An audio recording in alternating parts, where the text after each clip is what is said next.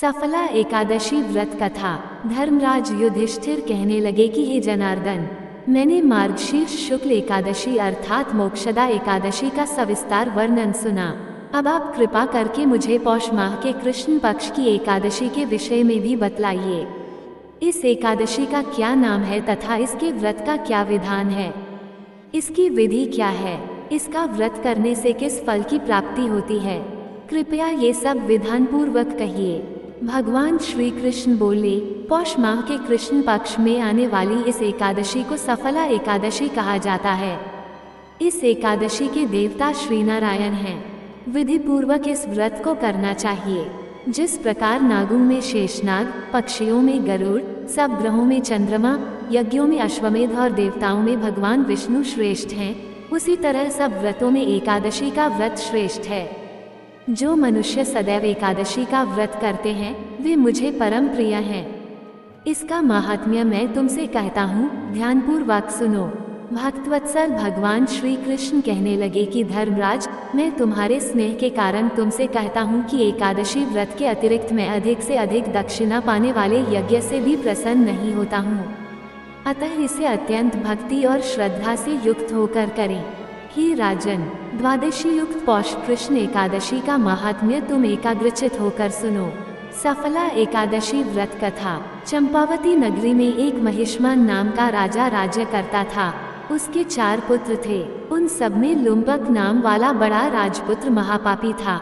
वह पापी सदा परस्त्री और वेश्यागमन तथा दूसरे बुरे कामों में अपने पिता का धन नष्ट किया करता था। सदैव ही देवता, ब्राह्मण, वैष्णवों की निंदा किया करता था। जब राजा को अपने बड़े पुत्र के ऐसे कुकर्मों का पता चला तो उन्होंने उसे अपने राज्य से निकाल दिया।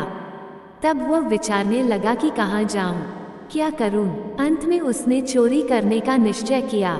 दिन में वह वन में रहता और रात्रि को अपने पिता की नगरी में चोरी करता तथा प्रजा को तंग करने और उन्हें मारने का कुकर्म करता। कुछ समय पश्चात सारी नगरी भयभीत हो गई। वह वन में रहकर पशु आदि को मारकर खाने लगा।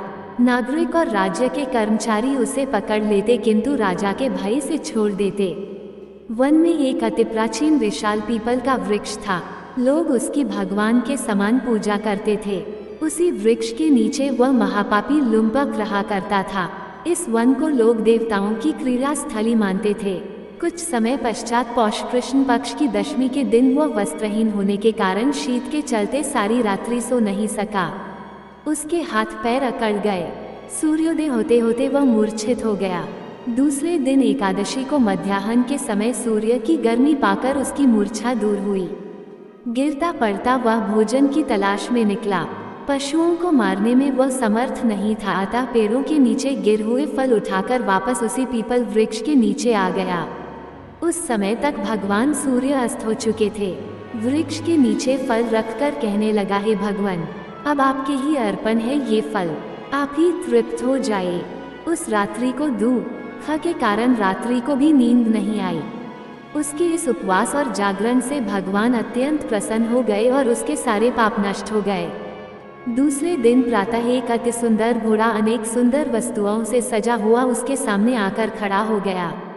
उसी समय आकाशवाणी हुई कि हे राजपुत्र, श्री नारायण की कृपा से तेरे पाप नष्ट हो गए हैं। अब तू अपने पिता के पास जाकर राज्य प्राप्त कर। ऐसी वाणी सुनकर वह अत्यंत प्रसन्न हुआ और दिव्य वस्त्र धारण करके भगवान आपकी जय हो कहकर अपने पिता के पास गया। उसके पिता ने प्रसन्न होकर उसे समस्त राज्य का भार सौंप दिया और स्वयं वन के रास्ते चल दिए। अब लुम्बक शास्त्रानुसार राज्य करने लगा।